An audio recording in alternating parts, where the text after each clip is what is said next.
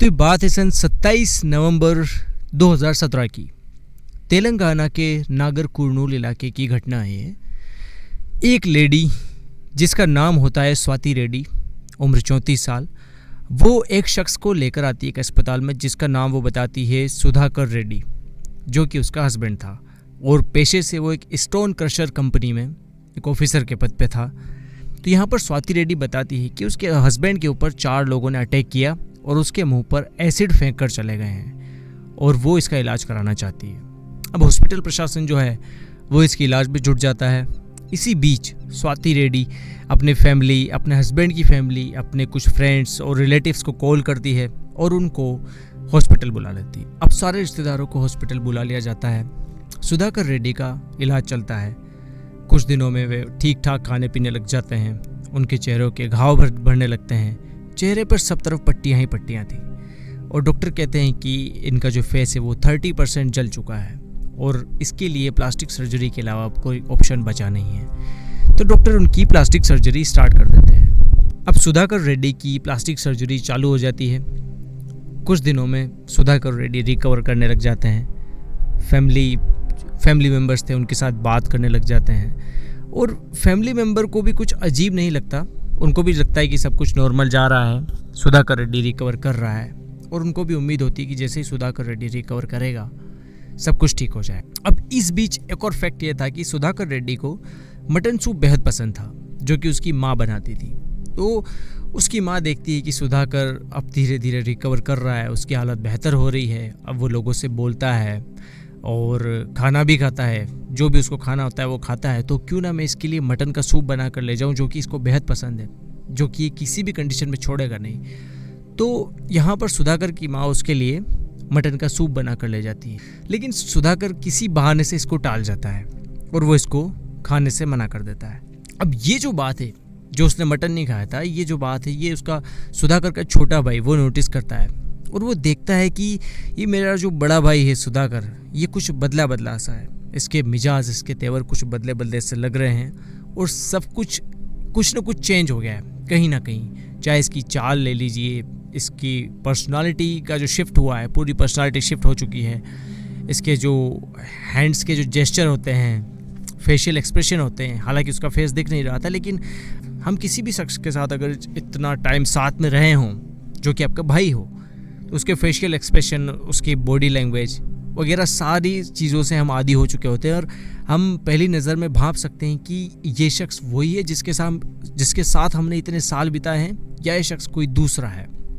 तो यहाँ पर सुधाकर के छोटे भाई को शक होता है कि ये शख्स जो मटन को देख के छोड़ता नहीं था, और ये शख्स आज मटन के लिए बिल्कुल भी कहीं से भी एक्साइटेड नहीं है और ना ही वो मटन खाना चाहता है।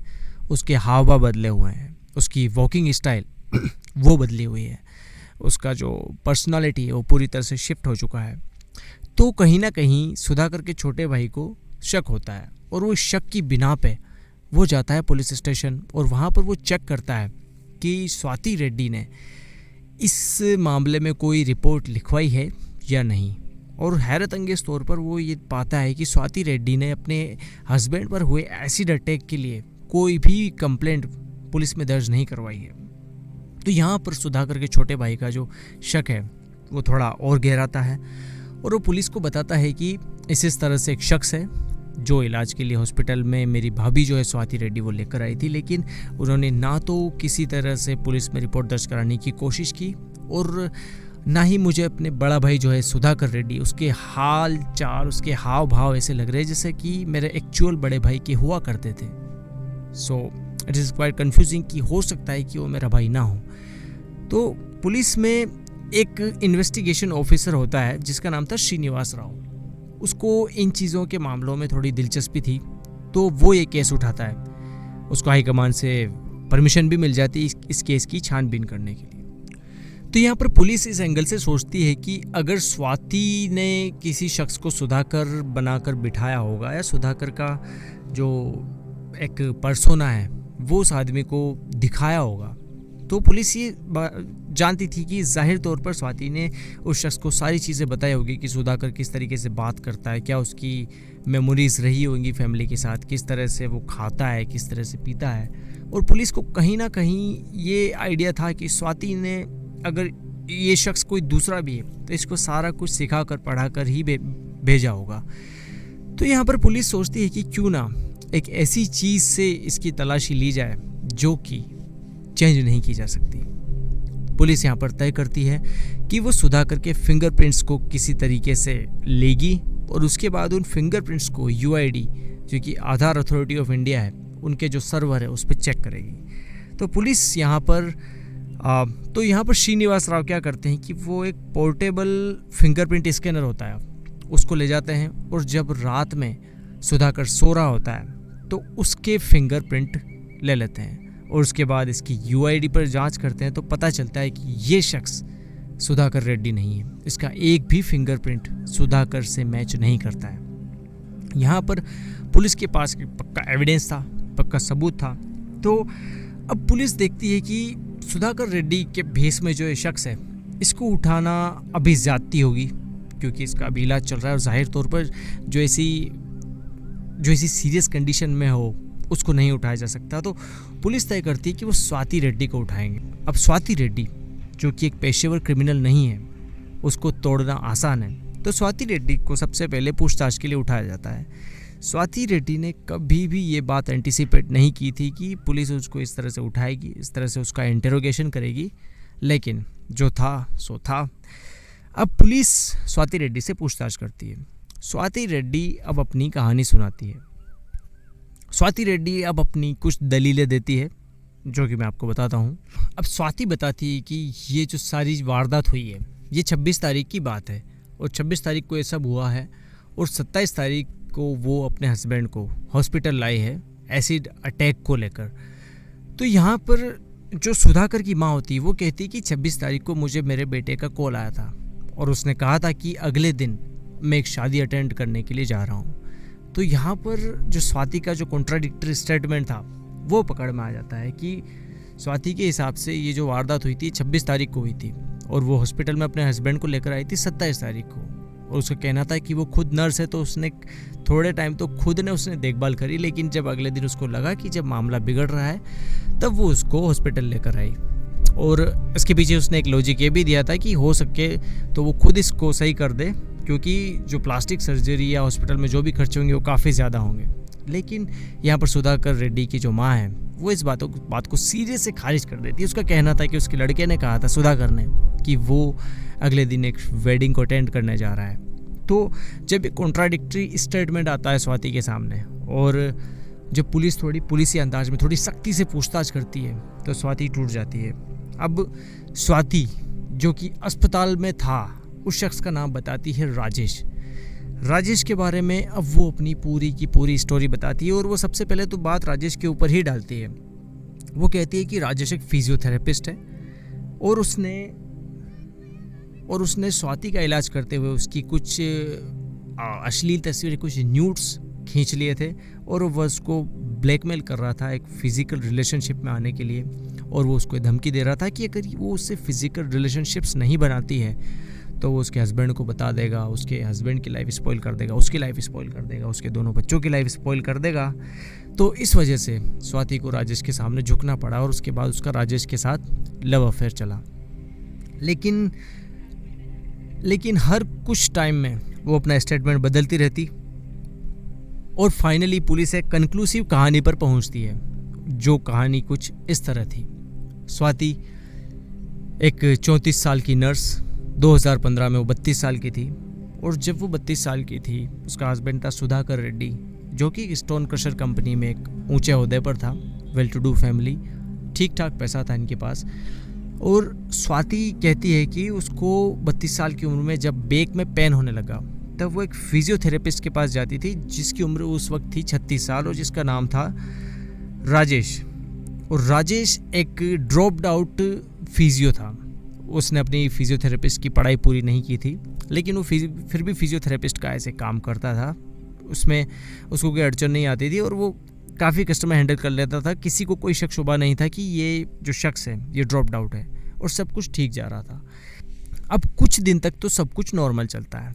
स्वाति को उसका हस्बैंड डॉक्टर राजेश के पास ले जाता, डॉक्टर राजेश उसका इलाज करते। लेकिन कुछ दिनों के बाद जब सुधाकर को ज़्यादा टाइम नहीं मिलता था और रोज़ के रोज़ स्वाति को हॉस्पिटल ले जाना होता था, तो वो स्वाति से कहता था कि वो खुद चली जाए और अपना इलाज करवा लें।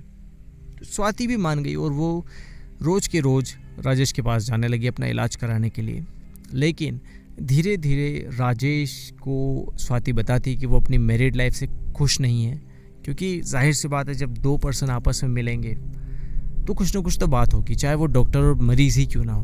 तो जब स्वाति डॉक्टर राजेश को बताती है कि मेरे और मेरे हस्बैंड के बीच में सब कुछ ठीक नहीं है, be it physical level, be it financial level, be it emotional level, चाहे कुछ भी लेवल हो सकता है, लेकिन मेरी मैरिड लाइफ सही से नहीं चल रही है। तो राजेश और स्वाति धीरे धीरे एक दूसरे के करीब आते हैं, दोनों में प्यार बढ़ता है, दोनों एक दूसरे के साथ घूमने जाने लगते हैं, वक्त गुजारते हैं, तन्हाइयों में कुछ लम्हे गुजारते हैं। लेकिन एक बार क्या होता है कि सुधाकर का एक कज़िन है, वो स्वाति को डॉक्टर राजेश के साथ देख लेता है और ये बात वो जाकर कह देता है सुधाकर से। और सुधाकर, जो कि अभी तक ये समझ रहा था कि इनमें सिर्फ एक डॉक्टर और मरीज वाला, एक डॉक्टर और पेशेंट वाला रिश्ता है, वो अब उससे कहीं आगे बढ़ चुका है और ये एक नाजायज़ रिश्ते में तब्दील हो चुका है। तो सुधाकर रेड्डी जब कन्फ्रंट करता है अपनी बीवी को और ये सारी चीज़ें बताता है, तो दोनों के बीच में काफ़ी लड़ाई होती है। और जब ये लड़ाई आए दिन होने लगती है तो इससे स्वाति भी परेशान होती है, राजेश जो डॉक्टर था वो भी परेशान होता है, सुधाकर तो ऑब्वियसली परेशान था ही। अब स्वाति और राजेश मिलकर प्लान बनाते हैं कि उनको किसी भी तरह से एक दूसरे से शादी करनी होगी और एक साथ रहना चाहते थे वो। तो स्वाति के सामने समस्या ये कि शादी करने के लिए मैं परिवार से भाग के तो नहीं कर सकती, हो सकता है उसकी कुछ मजबूरियाँ रही हो या जो समाज की जो बेड़ियाँ हैं उनके चलते वो शादी नहीं करना चाहती हो। तो स्वाति का सीधा सा यहाँ पर ये टेक था कि वो भाग कर तो शादी नहीं करेगी राजेश के साथ, लेकिन उसको शादी राजेश से करनी ही करनी है। तो यहाँ पर स्वाति एक दिन एक मूवी देख रही थी, साउथ इंडियन मूवी थी ये वड़ू।